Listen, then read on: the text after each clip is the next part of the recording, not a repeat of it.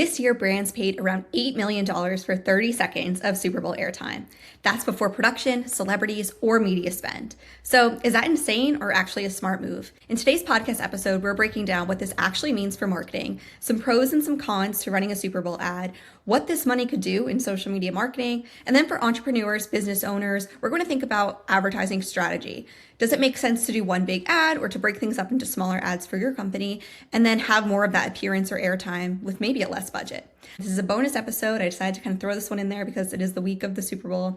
And I think it's a really fun topic to talk about. So let's just get into the content.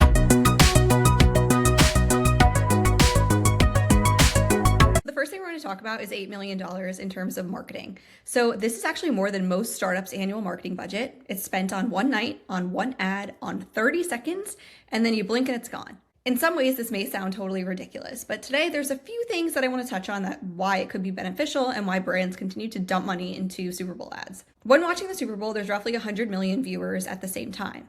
To add my little tidbit, I watched maybe, a very little bit of the Super Bowl. It was on my friend's house, and I'm just not really a big Super Bowl person. I think it's all for entertainment purposes. I could go on my little tangent about that, but besides the point. There also is a cultural moment, so you get memes, press, social replay afterwards. And then you also have the brand legitimacy. For a lot of brands, this means that they're big enough to be here. They're big enough to be at the Super Bowl. It's kind of like a status symbol or a logo where you wear it to like show or flex that you have a lot of money to spend in a budget like this. And then the ads later on can sit live on YouTube or on social media for months to follow. So you're not buying airtime, but you're really more so buying a moment in culture. Now, this is where it gets a little bit spicy because it's not just the $8 million that you have to think about. So yes, the media may cost $8 million, but then you have to think about production. So $1 to $5 million, celebrity talent, which is $500K to $5 million plus, then maybe some follow-up spend. So afterwards, it's really important to carry on that conversation. We're thinking social, PR, influencers.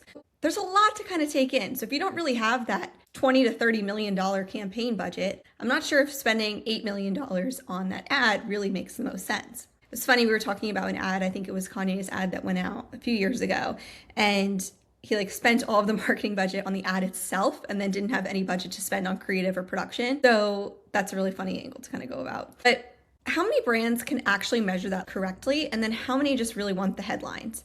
To be brutally honest, direct response for these brands is probably not realistic. I don't know about you, but if you were sitting there watching the commercial, did it immediately prompt you to make a purchase or to sign up for a certain insurance or whatever it may be? The unknown brands, if you are a new brand and you're deciding to run a Super Bowl commercial and you don't have a follow-up method, that's a little bit of a dangerous place to be. Also, if your site can't handle the traffic, that could ultimately end in a disaster. So if the ad is boring, you kind of just lit money on fire. A bad Super Bowl ad isn't really neutral, but it's potentially harmful for your brand because you have so many eyes on it. So here to put this into perspective, if you have an ad, it goes out to 100 million people, say it was so creative, so funny, so many people loved the ad, they immediately went to your website and then your website crashed. Now everybody kind of has that perception of it. They're probably not going to go back and look at it, and you really missed out on a huge opportunity. So yeah, I don't want to say buying a Super Bowl ad isn't great, but it's not magic, but it's more so a flex and then a strategy that comes along with it. For most companies, $8 million spent smarter may beat $8 million spent louder. For one price of a Super Bowl ad, here's what $8 million would buy you on social media.